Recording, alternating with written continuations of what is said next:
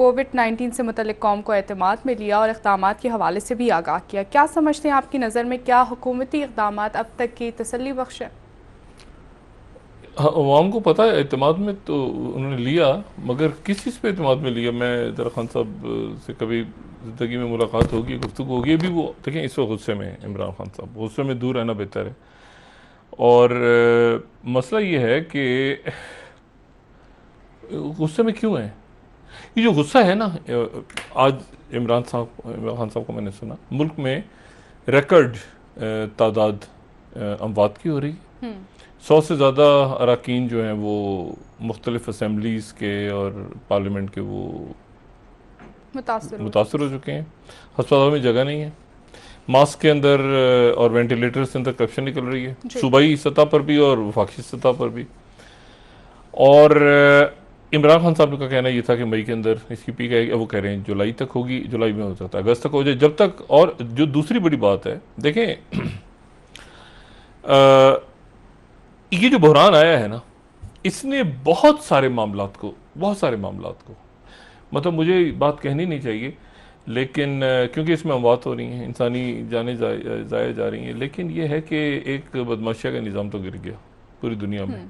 लोग एक्सपोज हुए हैं, लोग इसमें अब जो आज बजट आया है, तो इक्तिसादी सर्वे आया है, मैं उस पर कोई दिलचस्पी ना, मैं माजरत नहीं जाएगी, मैं बजट के ऊपर कोई बात इसलिए नहीं करूँगा क्योंकि किसी बहरान के दौरान बजट पेश ही नहीं हो सकता। यानी अब बहरान एक चल रहा है जहाँ पर यही नहीं पता कि कल स्टॉक मार्केट में क्या होगा, न्यूयॉर्क की, मतलब एक घंटे के बाद मुल्क की मईशत, दुनिया की मईशत बदल रही है। तो उसमें आप एक साल का बजट, एक साल में ये हुआ, और पिछले साल के अंदर जो 3.3 तरक्की होनी थी, लेकिन वो बजट कोविड की वजह से मनफी में चले गए। हफीज साहब वो पतली गली से, मेरे ख्याल में ब्रीफकेस वगैरह तैयार होगा उनका। आज काफ़ी आपको पता है ना हंगामा हुआ है वहाँ पे, शोर शराबा हुआ है उनकी प्रेस कॉन्फ्रेंस में। लेकिन बात ये सारी कि देखें ये इसमें इन बहरानों में, ये जब भी आए ना बहरान तारीख में, तारीख के हवालों से आप देखें तो उनमें लीडरशिप्स निकली हैं। इससे ज़्यादा बदतर सूरत हाल थी कहाँ पे, इटली में। लेकिन आप देखें कि इटली के अंदर, इटली की क़यादत को लोगों ने बुरा नहीं कहा। जर्मनी में आप देखें इससे ज़्यादा बुरी सूरत हाल थी, लेकिन जर्मनी में लोगों ने अपनी क़यादत को बुरा नहीं कहा। अच्छा, अब भारत में इशू दूसरा है। अमेरिका में भी नहीं, अमेरिका में तो कोसर है ना, वो उसको ट्रम्प बेवकूफ। अच्छा, इंडिया के साथ इमरान खान साहब मिला रहे हैं। इंडिया में दूसरे मामलात हैं। इंडिया में गुस्सा है उनको इस बात पे कि एक तो वो उनके अंदर दोहरी शरीयत बिल और नफरतें फैला दी हैं कश्मीर के ऊपर। अब उनका मीडिया ये उनकी बातें सुने तो वो दूसरे, या ये कि उन्होंने पैदल चलते जा रहे हैं मजदूर और दूर। खत पाकिस्तान को क्यों लिखा है WHO ने? सवाल ये है, सवाल ये नहीं है कि वहाँ पर अमवात ज़्यादा हो गई हैं या मईशत तो पूरी दुनिया की तबाह हो गई है, लेकिन बात यह है कि आपने किया, कोशिश क्या की, ये इसके ऊपर WHO ने खत लिखा है, जिसके ऊपर इमरान खान साहब नाराज हैं। अच्छा, अब नाराज हैं दो बातों पे। एक तो WHO ने खत लिख दिया, जफर मिर्जा साहब खुद WHO में रहे, उनकी वाहिद जो क्वालिफिकेशन, एक तो WHO में रहे, डॉक्टर अच्छे हैं, अच्छे आदमी हैं, और दूसरी ये कि उनकी पर्ची स्ट्रॉन्ग है। ये जो हेल्थ मिनिस्ट्री, अब इसे क्या समझती हैं? हेल्थ मिनिस्ट्री में ये जो अद्वियात के लाइसेंस ये सारा वो भूल गए। वो जो एफिड्रिन केस आया था वो यहीं से आया था ना। ये हेल्थ मिनिस्ट्री अपनी जगह एक खुद माफी है बहुत बड़ी। इसमें आप घुस जाए तो दवाइयों के आप दें जरा, वो ये होता है ना कि किसी केमिस्ट की दुकान पे चले जाए, मुझे फलाना दवाई चाहिए, तो कहते हैं जी ये तो नहीं है, इसी की तरह का दूसरा ब्रांड है, हाँ वो इसी का, वो बिल्कुल वैसे ये वो आपको दे देता है उसी के। तो बात यह है कि ये अच्छी खासी माफिया बैठी हुई है, और उसके ऊपर क्या गिरफ्तार हो गया आमिर क्या नहीं, वो क्या था, एक दिन की खबर थी, एक दिन की खबर, एक दिन की बस, आज किसी का एहतसाब नहीं हुआ ना, शुक्र है खुदा का। अच्छा, तो बात यह है कि अब इमरान खान साहब है गुस्से में। अच्छा, गुस्से में वो हैं, और गुस्से में उनको होना नहीं चाहिए। कुछ बातों में उनको जहां पर गुस्सा होना चाहिए वहां पर गुस्से में। देखिए ना, अब ये जो कोविड की फिगर्स थी, इसके बारे में तो किसी को कुछ नहीं पता था। ये नहीं, कुछ शुरू में आया, अंदाजे लग रहे थे, नहीं अंदाजे सबको लग रहे थे, और वो ये इमरान खान साहब की बात दुरुस्त है। देखिए ना, शुरू में अब अगर आप उनके किसी मार्च के बयान को आप जुलाई के बयान से जोड़ दें तो ये जाती होगी, क्योंकि हर वक्त तब्दील हो रही है, हालात तब्दील हो रहे हैं। अच्छा, इसी तरह से जो मईशत है वो भी इस वक्त बिल्कुल दुनिया की अजीबो गरीब कहाँ जाएगी, ग्लोबल सप्लाई चेन्स का क्या बनेगा, स्टॉक मार्केट्स कैसे खुलेंगी, क्या होगा। सबसे ज़्यादा जो इसका फ़ायदा हुआ है ना, क्राइसिस में फ़ायदा कौमों का होता है, इसमें तो हफीज शेख साहब का। उन्होंने कहा मैं तो लेके जा रहा था मुल्क की तरक्की को पता नहीं कहाँ पे 3.3 जगह पर, अब वो बता रहे हैं कि कोविड की वजह से 2,71,00,000, अच्छा एग्जैक्ट फिगर है 2,71,00,000, 72 मतलब 72 भी नहीं, 2,71,00,000 अफराद। अच्छा, ये जो आता है ना इक्तिसादी सर्वे, इसमें जो सबसे जो हैरान कुन बात होती है ना, जो प्रॉपर काम होता है इसमें, यानी जो बड़ी मेहनत होती है जिसके ऊपर, वो ये होती है कि हमारे यहाँ कौन कौन सी चीज़ जो है वो बड़ी है और कौन कौन सी चीज़ ख़त्म हो गई है। तो मैं उस पर, वो कहाँ गया पेपर, मैं उस पेपर को ख़ास में याद कर रहा था, उस पेपर को पढ़ के उसमें पता ये चला है कि हमारे यहाँ जो है वो पिछले सालों में, पिछले जो 1 साल है, ये वजारत खारजा बड़ी बहुत मेहनत का काम होता है, वो हमारे यहाँ 1 लाख गधे और बढ़ गए हैं। और जबकि हमारे यहाँ जो खच्चर हैं, बकरियाँ भी हमारे यहाँ बढ़ गई हैं, बकरियाँ 2 लाख बढ़ी हैं, और हमारे यहाँ खच्चर जो हैं वो उधर ही हैं, और घोड़े भी जो हैं उतने ही हैं, और गधे जो हैं वो 1 लाख बढ़ गए हैं। तो ये बाकायदा इक्तिसादी सर्वे जो होता है वो उसमें जाके काउंट। अच्छा, इसको कौन चेक करेगा? यानी अगर मैं कहूँ कि बकरियां, अच्छा पोल्ट्री भी, वो कह रहे मुर्गियां बढ़ गई हैं, बाकायदा नंबर लिखा हुआ है, वो पेपर कहाँ है पता नहीं, मैं अभी जरा ब्रेक के बाद बताता हूँ, उसमें मुर्गियां बढ़ गई हैं। और अब वो मुर्गियों को काउंट करता है वजारत जो ख़जाना है, वो बाकायदा गधों को, मुर्गियों को, खच्चरों को, घोड़ों को, इंसानों के सिवा सबको काउंट करते हैं।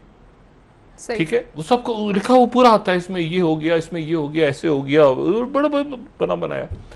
इसको मैंने भी डॉक्टर फरूक सलीम साहब से और इशफाक हसन खान साहब से मैंने पूछा, मैंने कहा ये कैसा बजट है, ये बुरहान के बीच में आई, इसका तो सर पैर ही नहीं है कोई। तो उन्होंने कहा इसको इकोनॉमी में रोलिंग बजट कहते हैं, कि जो वक्त के साथ साथ फिर तब्दील होता जाता है। अच्छा, अब मामला ये है कि 2-3 चीज़ें उभर के सामने आई हैं दुनिया में। एक तो यह है कि जमहूरियतों का और आमरीतों का तस्वुर ख़त्म हो गया है, बात चली गई गवर्नेंस पे। इमरान खान साहब मिसाल दे रहे हैं मोदी की, मोदी तो गायब है, मोदी तो गायब हो गया है ना। मोदी को तो देखिए, इंडिया में तो उनकी जंग पिटाई हुई है, चाइना, उनका इशू दूसरा है, उनकी तो वो उभरती हुई कुव्वत और अंदर की नफरत, और वो सारा आपस में लड़ रहे हैं, मर रहे हैं, वो अजीब मामला। वो खान साहब को मिलाना चाहिए था इसको, जहाँ पे खान साहब हमेशा मिसाल देते थे कि मैं मगरबी, मेरी ज़िंदगी सारी मगरब में गुजरी है, तो मिसाल तो मगरब की देनी चाहिए थी ना, कि वहाँ क्या हुआ है। अच्छा, वहाँ पर अब ये चीज़ हुई है। मिसाल के तौर पे आप देखें कि जैसे मैंने पहले कहा ना, सिस्टम्स इरेलीवेंट हो गए, कि आपके पास जमहूरियत है या आपके पास सदारती निज़ाम है, आपका खलीफा है। लोग पूछ रहे हैं 1 मिनट यार, यूएई कैसा परफॉर्म कर रहा है, सऊदी अरब ने कैसा परफॉर्म किया है, अमेरिका जमहूरियत थी ना और भारत में जमहूरियत थी, दोनों फारिग।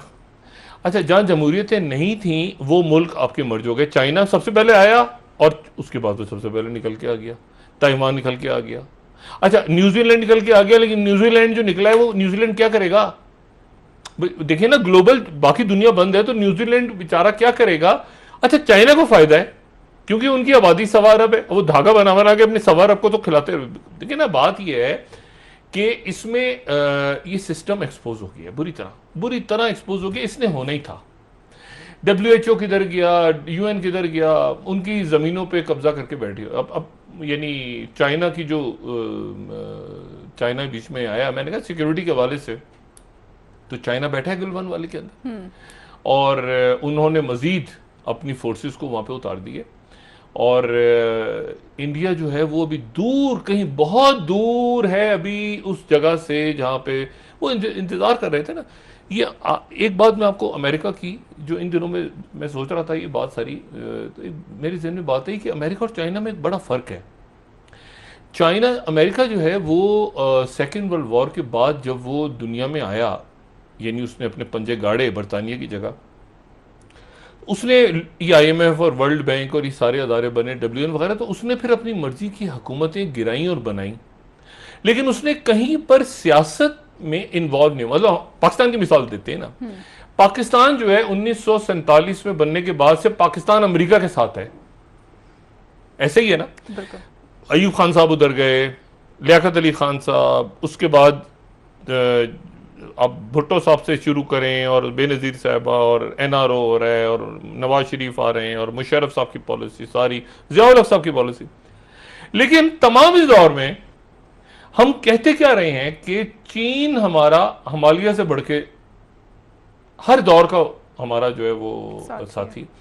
अच्छा, चाइना जो है, आप देखिए जब अक़वाम मुत्तहिदा में कोई चीज पहुंची चाइना ने वीटो किया, लेकिन हम इत्तेहादी अमेरिका के हैं। ये बड़ी इंपॉर्टेंट बात है। उन्होंने नहीं कहा कि एनआरओ हो रहा है तो यहां पर आप जो है वो चाइना की मर्जी की हुकूमत लें।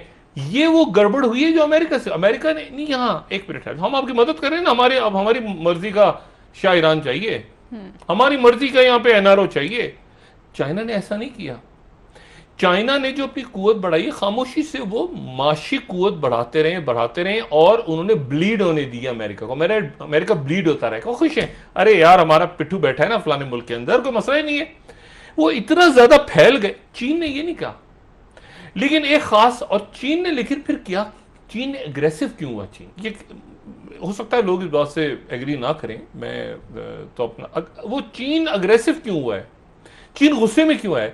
वो कहते हैं कि आप जो मर्जी करें, पाकिस्तान जो मर्जी बात कर रहा है, अमेरिका के साथ मायदा हो रहा है, आप अफगानिस्तान में पीस टॉक्स करवा रहे हैं।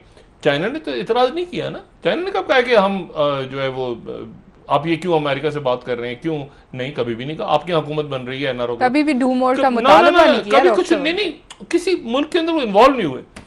वो इन्वॉल्व उस वक्त होते हैं जब आप उनको ललकारते हैं, जब आप ये कहते हैं कि हम यहाँ पे देखें, चाइना जो है वो इंडिया के साथ सबसे बड़ी तिजारत है उनकी।